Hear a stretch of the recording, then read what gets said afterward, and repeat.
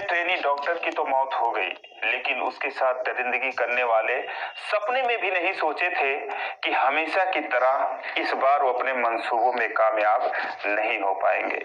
उस बेटी की तो जान चली गई, लेकिन उसके साथ जिस तरीके से दरिंदगी हुई, जिस तरीके से बर्बरता की गई, उसने पूरे देश को उबाल कर रख दिया है।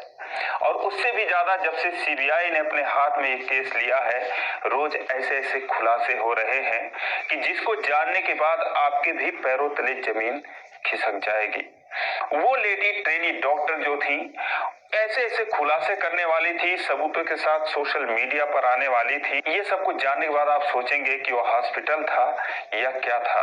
अभी तक आपने सुना था सेक्स रैकेट, अब जो नए खुलासे हो रहे हैं उसके तहत मुर्दा घर के लाशों को भी नहीं बख्शा जाता था। अपनी प्यास बुझाने के लिए हॉस्पिटल के कर्मचारी मुर्दा घर से लाशों को, इसके अलावा मानव अंगों की तस्करी भी की जाती थी। बहुत सारी चीजें इसमें खुल के आ रही है, आइए जानते हैं इस वीडियो में।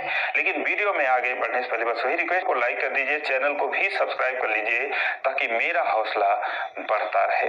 दोस्तों, 150 साल पुराना आरजीकर मेडिकल कॉलेज, जिसका पूरा नाम है राधा गोविंद मेडिकल कॉलेज, देश के प्राचीनतम कॉलेजों में से एक है। इसमें 250 एमबीबीएस की सीटें हैं, जिस पर हर साल एडमिशन होता है। लेकिन जब एडमिशन होता है और उसमें स्टूडेंट पढ़ने के लिए आते हैं तो उनका सामना भयंकर राजनीति और भ्रष्टाचार से होता है। अब कुछ लोग तो इससे समझौता कर लेते हैं, क्योंकि उनको पढ़ना होता है, पढ़ाई करके पास होना होता है, और जो वहां पर सीनियर होते हैं, करता धरता है, अगर उनके तरफ वो नहीं मिलेंगे तो जाहिर सी बात है वो उनकी करियर और जिंदगी दोनों बर्बाद कर सकते हैं।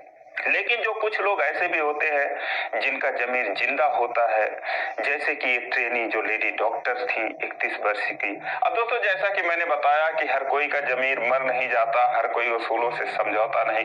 तो ये जो ट्रेनी डॉक्टर थी, लेडीज डॉक्टर थी, ये उन्हीं लोगों में से थी। लेकिन ऐसे बहुत जो उस हॉस्पिटल के प्रशासन के खिलाफ खड़े होते थे, या जो वहां पे माफिया राज होता थे, तो उनको दबा दिया जाता था या दबाने का प्रयास किया जाता था। लेकिन जब कोई नहीं मानता था तो दोस्तों उसका भी अंजाम वही होता था जो 8 अगस्त की रात उस डॉक्टर के साथ हुआ था।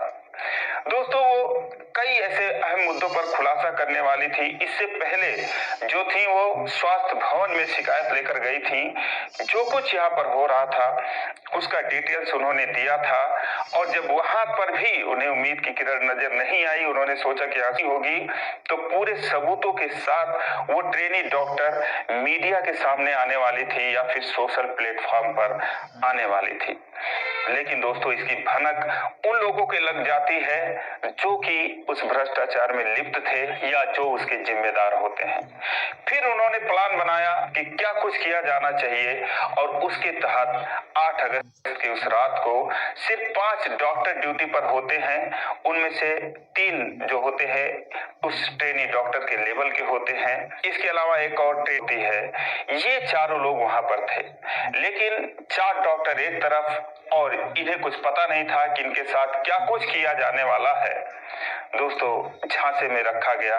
पहले तो 36 घंटों की ड्यूटी कराई गई। जब पूरी तरीके से वो थक गई डॉक्टर, तो उनको सेमिनार हॉल में ले जाया गया, जहां पर मीडिया की रिपोर्ट के अनुसार 4 लोगों ने उनके साथ बर्बरता की। और जब उनकी अंतिम सांसें चल रही थी, उस लड़की की अंतिम सांसें चल रही थी, या यहाँ तक कहा जा रहा है कि शायद उनकी डेथ हो चुकी थी, उसके बाद जो अभी सबके सामने है एकमात्र आरोपी संजय रॉय, उसे भेजा जाता है कि जाओ आगे का काम तुम करो। इस मामले को छुपाने के लिए वो एक अलग एंगल देना चाहते थे, इसीलिए उन्होंने संजय राय को भेजा था। दोस्तों, कितने कुख्यात लोग उस हॉस्पिटल को चला रहे थे। जो प्रिंसिपल था, जिसका नाम संदीप घोष है, कहता है कि 10 से 20 बाउंसर लेकर हमेशा चलता था। उसके आगे पीछे सुरक्षा कर्मियों की फौज चलती थी। दोस्तों, एक स्कूल का प्रिंसिपल एक कॉलेज के प्रिंसिपल को किसी ने कभी नहीं देखा था कि इस तरीके से कर्मी लेकर चलता हो। लेकिन उसके कारनामे ऐसे थे कि उसको अपनी जान का खतरा हराता रहता था, इसीलिए अपनी सुरक्षा का पुख्ता इंतजाम करके फिरता रहता था। उसी हॉस्पिटल में पूर्व में काम करने वाले डॉक्टर अख्तर हैं। उन्होंने कहा है कि ऐसा भ्रष्ट आदमी मैंने कभी नहीं देखा। दोस्तों, जैसे ही स्टूडेंट का एडमिशन होता था वो उन्हें अपने पक्ष में कर लेता था, उन्हें तरह तरह का प्रलोभन दिया जाता था, उन्हें धमकी दी जाती थी, और जब ये सारे डॉक्टर इसके तरफ शामिल हो जाते थे उन्हें अपने चंगुल में फंसाता था, और एक बार जो उस चंगुल में फंस जाता था वो कभी निकल ही नहीं पाता था। उन्हें अपने फायदे के लिए वो तैयार करता था, उन्हें जब मर्जी उनसे आंदोलन करवाता था। जैसे ही कोई शिकायत उसके खिलाफ जाती थी, कोई एक दो लेकर जाते थे, वैसे ही 50 लोग अपने पक्ष में वो खड़ा कर लेता था। हॉस्पिटल को जरूरत है, मैं बहुत अच्छा काम कर रहा हूँ, उसका चेहरा सामने आया है 15 लोगों को पीछे करके, क्योंकि वो प्रिंसिपल बनने की होड़ में 16वें नंबर पर था। लेकिन दोस्तों, उस व्यक्ति की चालबाजी देखिए कि 15 लोगों को पीछे छोड़ते हुए खुद प्रिंसिपल बन गया। और जब प्रिंसिपल बन गया तो हर चीजों में जो भी टेंडर हॉस्पिटल का होता था, कहा जाता है कि जो दवाएं होती थी अच्छी दवाओं का टेंडर दिया जाता था, लेकिन वहां से सस्ती दवाएं मंगाता था और 20% इसमें वो कमीशन खाता था। इस टाइप से जब इतने बड़े मेडिकल कॉलेज का प्रिंसिपल काम करता था तो दोस्तों सोचो उस कॉलेज का क्या हाल रहा होगा। इसके अलावा लोगों ने कहा है कि जो भी कोई उसके खिलाफ खड़ा होता था उसको ऐसे वो कुचल देता था जैसे उस रात उस डॉक्टर के साथ हुआ है। क्या कुछ नहीं चलता था दोस्तों, सेक्स रैकेट तक चलता था, क्योंकि उस हॉस्पिटल के 2 ही किलोमीटर की दूरी पर है कोलकाता का सबसे बड़ा कोठा, सबसे बड़ा रेड लाइट एरिया सोनागाछी जिसे बोलते हैं। 7,000 से लेकर 10,000 लड़कियां वहां पर काम करती हैं। अक्सर उनको जो है उस हॉस्पिटल में बुला लिया जाता था। 2001 की घटना है, एक लड़का जिसका नाम होता है सौमित्र विश्वास, जो कि MBBS सेकेंड ईयर का स्टूडेंट होता है, वो जो दोस्तों अपनी पढ़ाई कर रहा था, एक दिन वो देखता है कि उस हॉस्पिटल में जो मुर्दा घर था वहां से एक लाश को लेकर लाया जा रहा है। एक कमरा नंबर 19 था, उसमें लाने के बाद उसके साथ वीडियो शूट किया जाता है। उसे जब पता चलता है तो उसकी तह तक जाता पता चलता है कि ऐसी फिल्में तो रोज बनती हैं।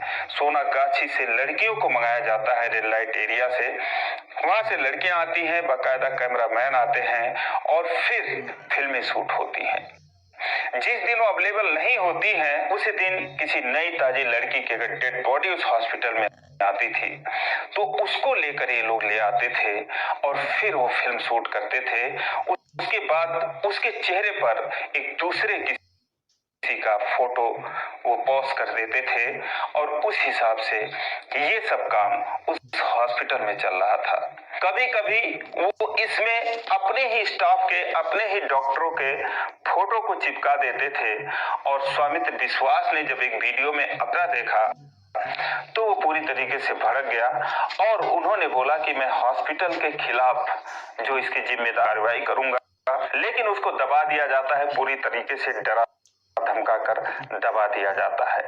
लेकिन कुछ दिन बाद वो देखा कि उसकी जो एक गर्लफ्रेंड होती है, महिला मित्र होती है, उसका फोटो, उसकी वीडियो सामने आई, तब वो पूरी तरीके से भड़क गया। वो बोला अब तो मैं इसे उजागर करके ही रहूंगा, ये तो बर्दाश्त से बाहर है, अब मैं इसको जो है लेकर बाहर जाऊंगा, शिकायत करूंगा, थाने जाऊंगा, कोर्ट जाऊंगा। दोस्तों उसे समझाने का प्रयास किए, लेकिन जब वो नहीं माना तो उसको उसी के कमरे में, क्योंकि वहां पर हॉस्टल है, बॉयज के 4 हॉस्टल हैं, गर्ल्स के 3 हॉस्टल हैं, तो हॉस्टल के उस बॉडी को देखा तो उन्होंने कहा कि मेरा बेटा सुसाइड कर ही नहीं सकता, क्योंकि वो रस्सी इतनी ही बड़ी थी कि या तो पंखे में बांधी जा सकती थी या तो गले में बांधी जा सकती थी। एक छोटी सी रस्सी थी तो उसके गले में बंधी थी और दूसरा सिरा इतना छोटा था कि उसको कहीं कोई बात के सुसाइड कर ही नहीं सकता था। लेकिन कोलकाता पुलिस ने कहा कोई दिक्कत नहीं है, इसने जानबूझकर सुसाइड किया है। मामले को जैसे अब CBI में गई है ट्रेनी डॉक्टर का मामला, वैसे वो मामला CID को सौंपी गई। CID सामने कोई गवाह नहीं आया, कोई बयान देने नहीं आया और इस हिसाब से 2001 से आज तक 24 साल हो गए, इस केस का पता नहीं चला।